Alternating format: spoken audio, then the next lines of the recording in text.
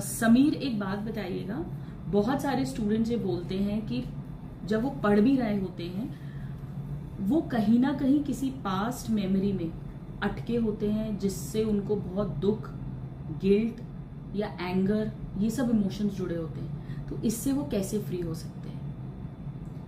Basically memory से free होना है अपने को। वो इंसान तो है नहीं आपकी लाइफ में जिसने आपको दुख दिया है। टेक्निकली लॉजिकली देखो ना आप उसको ध्यान से, तो वो इंसिडेंट तो है नहीं। हाँ। है ना। हाँ। मतलब रियलिटी नहीं है ये जी। आपके स्टोर हाउस के अंदर बंद है वो मेमोरी के अंदर। तो मैं ऐसा बिलीव करता हूँ कि जो ब्रीदिंग होती है करेक्ट वे अगर अपने को आ जाए उसको जी, तो उसको एक बहुत बड़ी हीलिंग के रूप में आप यूज कर सकते हो, सेल्फ हीलिंग के रूप में। Breathing is actually a healing. Wow. तो ये सारी चीजें जो होती है मेडिटेशन के डायमेंशंस हैं अलग अलग। मेडिटेशन क्या करता है? बेसिकली मेडिटेशन करता है आपका जो प्रेजेंट मोमेंट है, आपको उसके अंदर रहना सिखा देता है ना जी। सही तरीके से अगर कोई मेडिटेशन कर रहा है तो उसका एक सिम्टम ये होता है कि वो जो होगा वो प्रेजेंट लाइफ में रहेगा, एंजॉय कर रहा होगा सबसे पहले तो। क्योंकि पास के जो उसके अंदर क्लटर्स हैं, सिस्टम जो क्लटर हो गया है वो रहता नहीं, एम्प्टी हो जाता है, वो तो सारा रिसाइकल हो जाता है सारा का सारा। तो उसकी जो चेतना है, जो कॉन्शियसनेस है, वो प्रेजेंट मोमेंट में रहती है ज्यादा से ज्यादा। तो उसको कोई वरी होती नहीं। प्रेजेंट में तो कोई वरी है ही नहीं एक्चुअली। अपने को पास्ट या फ्यूचर की वरी होती है, प्रेजेंट मोमेंट में कभी कोई वरी नहीं होती। बिल्कुल। या तो आप इमेजिनेशंस करोगे आगे के तो डरोगे, या तो कोई पुरानी चीज पकड़ के बैठे उससे डरोगे। यही दोनों चीजें होती हैं। तो या तो इमेजिनेशन आपको डराती है या मेमोरी डरा रही है आपको। तो इनको क्लियर आउट करना ही आध्यात्म होता है। यही है मेडिटेशन, बेसिक बात करें तो अगर फंडामेंटल उसका। Right, purpose, basic purpose. तो आपने बोला कि ब्रीदिंग इज हीलिंग। तो ब्रीदिंग तो हम सब कर रहे हैं, फिर हीलिंग क्यों नहीं हो रही है? कॉन्शियसली नहीं कर रहे ना अपन। हाँ। उस पर ध्यान नहीं देते ना। अपने को लगता है वो तो ऐसे ही है, ठीक है, अपन उसको कॉन्शियसली करते नहीं है। उसके एक तो 4x4 टेक्निक इसमें बहुत हेल्प करती है जी। 4x4 टेक्निक से क्या होगा, आपकी जो सबसे पहले जो स्लीप पैटर्न है वो चेंज करेगी है। अगर कोई कम सो रहा है तो उसका वो फाइन ट्यून करेगी, मतलब उसको बेसिकली। राइट। अगर स्लीप कम होगी तो उसको एक्सटेंड कर देगी, बहुत ज्यादा होगी तो कम कर देगी, ऐसा, ठीक है।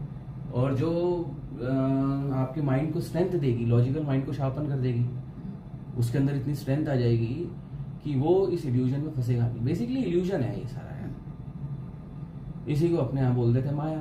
हाँ। माया क्या है? जो है नहीं वो महसूस होना, है ना। बिल्कुल बिल्कुल।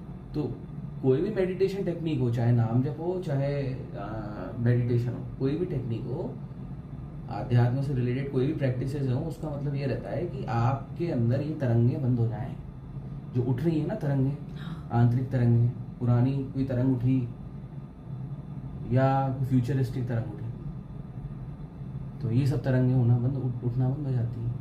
तो इससे ओवर थिंकिंग भी कम हो जाएगी? हाँ, 100% ओवर थिंकिंग तो सबसे पहले कम होगी ना। ये ओवर थिंकिंग ही तो है ये। हाँ हाँ। एक्चुअली आप ऐसा सोचो कि जो जितना पास्ट और फ्यूचर में रह रहा है वो उतना ही इल्यूजन में है, कंट्रोल्ड बाय माया है। माया से ज्यादा माया उसको कंट्रोल कर रही है। वो फ्री एंड इंडिपेंडेंट नहीं है। तो फ्री और इंडिपेंडेंट बनाती है, सेल्फ की तरफ लेके जाती है उसको, अपनी सेल्फ। इसीलिए इन लोगों का कंसंट्रेशन भी पुअर हो जाता है, मेमोरी, क्योंकि हम प्रेजेंट में नहीं है। जैसे पावर नहीं ना अंदर, वो पावर जो होगी सारी की सारी आपकी बिखरी हुई है। अनेक हो आप, एक नहीं हो। हाँ। अनेक हो। तो 4x4 टेक्निक कैसे कर सकते हैं? 4x4 टेक्निक बता दो आपको। मैं बताऊं? मैंने आप प्रैक्टिस करते हो वैसे ही बता दो। बिल्कुल। डियर नादान परिंदो, मुझे सर से मैंने 4x4 सीखी थी। It is life changing. और पास्ट फ्यू ईयर्स से मैं अपने स्टूडेंट्स के साथ भी शेयर कर रही हूँ। बहुत स्टूडेंट्स को नींद के पैटर्न में कंसंट्रेशन इंप्रूव करना, मेमोरी इंप्रूव करना, इन सब में बहुत बेनिफिट हुआ है। चलिए आपको सिखाती हूँ। सबसे पहले इसमें आपको स्ट्रेट बैठना है। अगर आपको बैक की प्रॉब्लम हो आप चेयर पे भी बैठ सकते हो।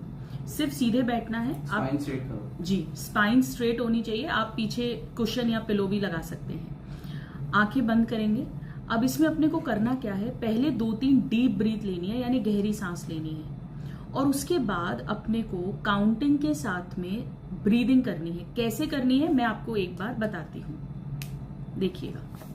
फॉर एग्जाम्पल, आप सपोज आराम से जब सांस ले रहे हैं नॉर्मली, आप 5 तक काउंटिंग कर सकते हैं। सपोज कोई 6 तक कर पाएगा, कोई 4 तक कर पाएगा, सबकी ब्रीदिंग अलग अलग है। सपोज मैं 5 तक कर सकती हूँ, तो जब मैं सांस अंदर ले रही हूँ, इनहेल कर रही हूँ, तो मैंने काउंटिंग की 1 2 3 4, मैं अपने मन में काउंटिंग कर रही हूँ और सांस अंदर ले रही हूँ। अगर मैंने 4 तक काउंटिंग की है तो 4 काउंटिंग ही मुझे सांस रोकनी है, फिर मुझे 4 काउंटिंग में सांस छोड़नी है और 4 काउंटिंग में वापस से सांस रोकनी है। ये मेरी 1 साइकिल होगी। सुनने में मुश्किल लगेगा, पर जब करोगे 1-2 बार ये बहुत इजी होगा, अपने आप होगा। तो 4 4 4 4। अगर आपने 5 तक आप सांस ले पा रहे हैं, 1 2 3 4 5, तो 5 रोकोगे, 5 एक्सेल करोगे और 5 की काउंटिंग में फिर से रोकोगे। ये 1 साइकिल है। आप बस ऐसी साइकिल अपनी नॉर्मल ब्रीथ के साथ करते जाइएगा। 2 3 4 मिनट के बाद आप देखेंगे कि आपके विचार अपने आप कम हो जाएंगे। मैं हमेशा जब क्लास में करवाती हूँ, क्योंकि सर ने जब पहली बार मुझे टेक्निक सिखाई थी तो इसी तरह सिखाई थी जैसी मैं क्लास में बताती हूँ। उन्होंने मुझे कहा था कि अपनी लाइफ का कोई एक ऐसा इंसिडेंस, आप लोग भी करिएगा इस वीडियो के तुरंत बाद, अपनी लाइफ का एक ऐसा इंसिडेंस याद कीजिए जहां पर आप बहुत छूटना चाहते हो इससे। जी जी।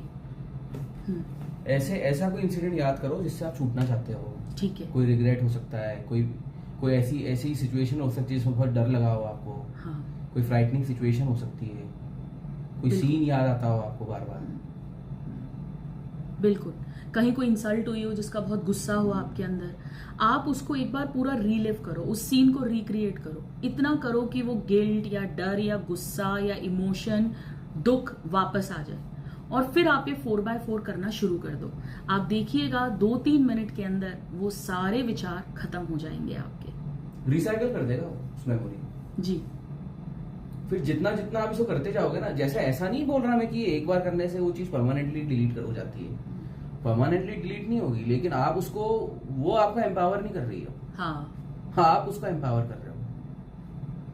ठीक है, आप कंट्रोल करने लग जाओगे उसको फिर धीरे धीरे। फिर जितना आप इस पैटर्न को, इस एक्सरसाइज को बढ़ाओगे ना, तो फिर आपके सिस्टम में फिर वो ऐसे नहीं आएगी जैसे अभी आ जाती है ना कभी। हाँ, और एकदम एम्पावर कर देती है। ओवरवेलमिंग इमोशंस नहीं आते। सबसे खास बात है इस टेक्निक की, ओवरवेलमिंग इमोशंस किसी भी टाइप के आपके अंदर आना बंद हो जाएंगे। किसी भी टाइप के ओवरवेलमिंग इमोशंस हो सकते हैं, नेगेटिव पॉजिटिव कैसे। तो ये टेक्निक तो ये लोग जैसे जब 15-20 मिनट्स का ब्रेक भी मिलता है, या जब फाइनली क्लास खत्म होती है, तब भी दिन में ऐसे 3-4 बार भी कर लो। जितना करोगे उतना सिस्टम आपका पावरफुल होता जाएगा। पावरफुल हो जाओगे आप इससे। 2 बार 3 बार 4 बार जितनी बार कर सको करो। और अब टाइम नहीं है ना, फिर उसके बाद मंत्र जाप में लगो, अपने नाम में लग जाओ। बिल्कुल। सुबह और रात को तो करनी ही चाहिए। 5-5 मिनट आप 4x4 कर लीजिए, 4-5 मिनट, और जैसे ही आपके विचार कम होने लग जाएं, खास करके उन लोगों के लिए जिनको ओवरवेलमिंग इमोशंस बहुत ज्यादा आ रहे हैं, डिप्रेशन आ रहा है, एंजाइटी आ रही है, उनको तो करना ही चाहिए। ये 3-4 बार कर लो, हो जाएगा सब सही। बिल्कुल। बहुत पावरफुल चीज है ये। और स्टूडेंट्स, हर बार सीन रिक्रिएट नहीं करना, ये सिर्फ पहली बार के लिए, ताकि आप इसका इफेक्ट देख सके और आपको ट्रस्ट हो सके। Thank you. God bless you.